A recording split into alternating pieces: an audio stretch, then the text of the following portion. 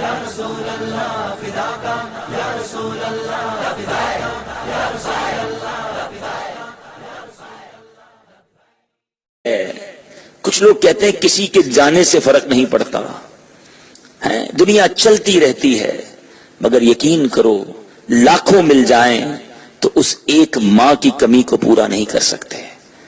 ماں وہ عظیم ہستی ہے جس کا حق ادا کرنا تو دور کی بات ہے، اس کے بارے میں سوچا بھی نہیں جا سکتا۔ ایک بار ایک صحابی رسول نے بارگاہ رسالت صلی اللہ تعالی علیہ وسلم میں عرض کی کہ ایک راہ میں ایسے گرم پتھر تھے کہ اگر گوشت کا ٹکڑا ان پر ڈالا جاتا تو کباب بن جاتا۔ میں اپنی ماں کو گردن پر سوار کر کے 6 میل تقریباً یہ 9.5 کلومیٹر بنتا ہے، ایگزیکٹلی 9.65 کلومیٹر بنتا ہے۔ وہ کہتے ہیں میں 6 میل ایسے گرم راستے پر، اتنے مشکل راستے پر اپنی ماں کو کاندھے پر بٹھا کر لے گیا ہوں۔ کیا میں نے اپنی ماں کا حق ادا کر دیا؟ اپنی ماں کے حقوق سے فارغ ہو گیا ہوں؟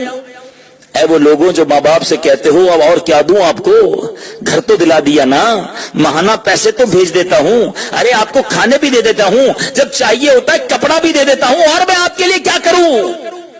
نبی پاک کا جواب سنیے گا۔ صحابی رسول کہتے ہیں حضور اتنا گرم راستہ تھا، گوشت کا ٹکڑا ڈالتے تو ٹکڑا کباب ہو جاتا۔ 6 میل تک ماں کو کاندھے پہ اٹھایا اور چلتا رہا۔ کیا حق ادا ہو گیا؟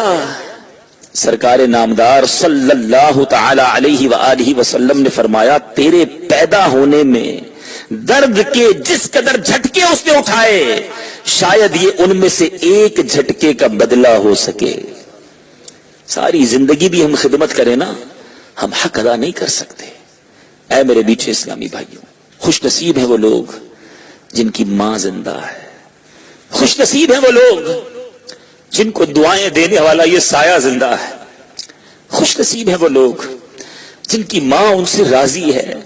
ہاں ہاں، خوش نصیب ہیں وہ لوگ جن کی ماں راضی ہو کر چلی گئی ان سے بڑا بد نصیب کوئی نہیں کہ ماں ہوتے ہوئے اللہ کو ناراض کر رہے ہیں، ماں کو ناراض کر رہے ہیں۔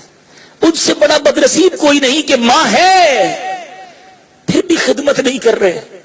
ان سے بڑا بد نصیب کوئی نہیں کہ جن کی ماں ان سے ناراض ہو کر چلی گئی۔ خدا کی قسم میری بات سمجھنے کی کوشش کیجئے، کچھ باتیں الفاظ میں نہیں سمجھائی جا سکتی، ہر بات لکھ کر نہیں سمجھ آتی، کچھ باتیں فیل کرنی پڑتی ہیں۔ ماں چلی جائے نا پھر بڑا یاد آتی ہے،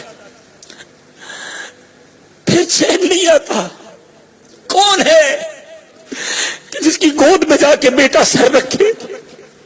اب کون ہے جس کے کاندھوں پر سر رکھ کے آنسو بہا لے؟ اب کون ہے؟